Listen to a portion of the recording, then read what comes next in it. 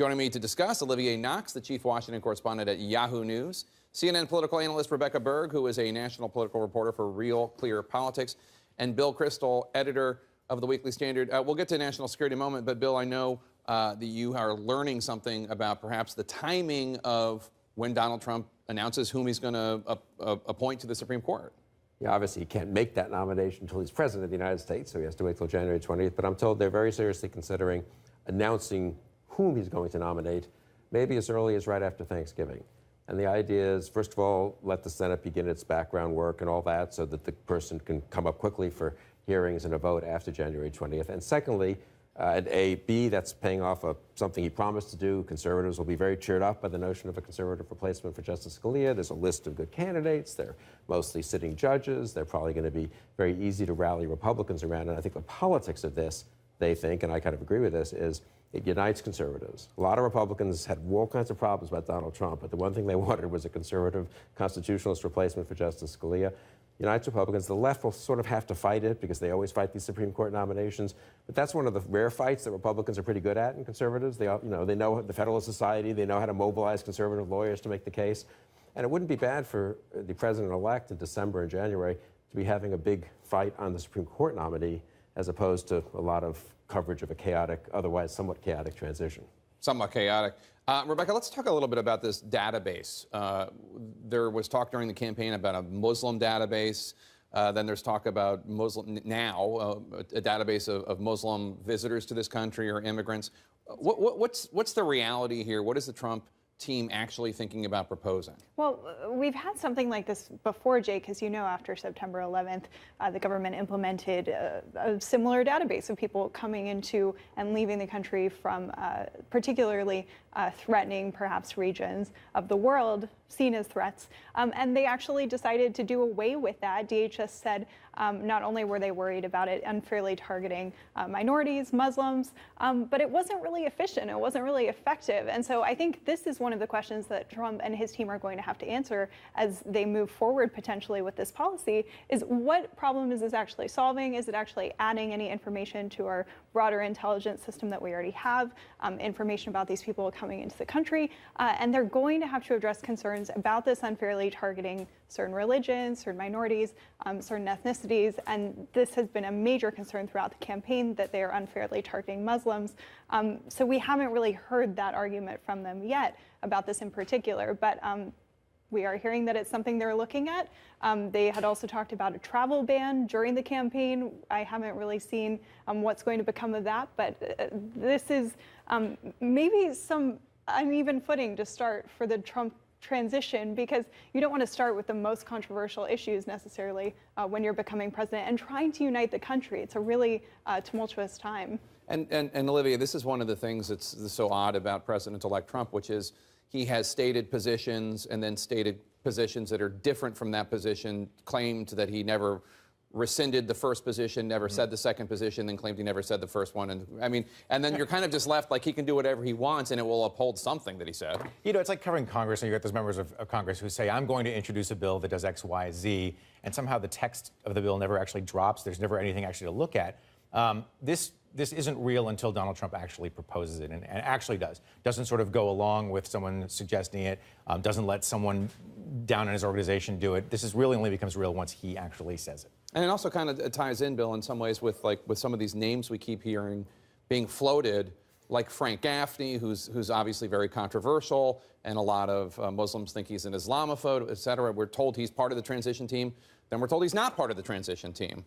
I don't know what to believe ever. I believe he's not. I believe some of his friends, thought maybe he should be and floated his name. He was for Trump, and they probably wanted to reward him by floating his name. But I would say to make the opposite side of the point Rebecca's making, generally speaking, if you look at this transition, both in the names that are being seriously considered and the policies that are being floated, they are less extreme than Donald Trump talked about in the campaign. And that's certainly true of the Muslim, this travel issue. Going back to the Bush-Obama policy from 2002 to 2011, that's not radical change, right? It may be a good idea, it may be a bad idea. Nikki Haley is a possible Secretary of State, meeting with Mitt Romney this weekend. I think actually they're within the limits of Trump and Trump world, which is still a somewhat confusing and complicated place, I would say he's being more establishment, if I could use that term, than I would have expected. It sounds like one of the first fights that he might have on his hand will be with cities that are self-described sanctuary cities. They're proud of not enforcing federal immigration laws. If you're an undocumented immigrant, you get pulled over, you're not going to be turned over to authorities. And cities are, the sanctuary cities are saying that a lot of these undocumented communities are in crisis, and they're worried about all sorts of things, understandably so. I wonder what you think, Olivia, because if the Trump administration's first shot on this immigration issue is you need to enforce the law. If you don't like the law, fine, lobby Congress, change the law, but you need to enforce the law or else you're not going to get money. I mean, is that a battle? It seems like that's a battle they might be able to win. Yeah, they might be able to. One of the challenges here is that the enforcement mechanism isn't all that clear. You talked about the money. Historically, it has to be money that's linked to, in some way, to the policy question at hand. So it's not clear that they would be able to find... You can't take away education money necessarily. To punish police departments, for example. Right? Right. So it's a little bit more complicated. It's not just... they can't just take away random, arbitrary sums of money from the cities. It is going to be a fight, but if you're the mayor of a sanctuary city where most of your residents are proud of that status or don't feel that, say, a teacher should be reporting a child because the child is undocumented, if you're that city's mayor, if there's not really a credible enforcement mechanism, maybe you just fight to a stalemate. Do you think the politics of this on Capitol Hill, I mean, I know this is the kind of thing that Democrats think is going to create this Latino surge that didn't actually materialize in 2016, but might in 2018 or 2020. Is this politically something that Democrats think that they could win on? It's actually an advantageous wedge issue, I think, for both parties, interestingly, because it pits not only, Latinos and Hispanics against the Republican Party, creates this opportunity for the Republican Party to really emphasize their focus on security and on border security and on helping American workers. But it's also an urban sort of thing, right? An urban issue. Cities where there are more Democrats than Republicans against the Republicans. I mean, it's kind of perfect for both parties to highlight both of their priorities. So I don't think either side is really going to be scared of this fight. I want to just ask you about this fake news story thing, just because I think it's so fascinating. We just did a piece about it. A man who's made a living off of posting fake news stories from these bogus news sites that, traffic went up apparently on Facebook, according to BuzzFeed, more than legitimate news stories, said of the public, people are definitely dumber. They just keep passing stuff around. Nobody fact checks anything anymore. And then he went on to slam Donald Trump, which is kind of irrelevant, but well, or maybe not. But what do you think of this phenomenon?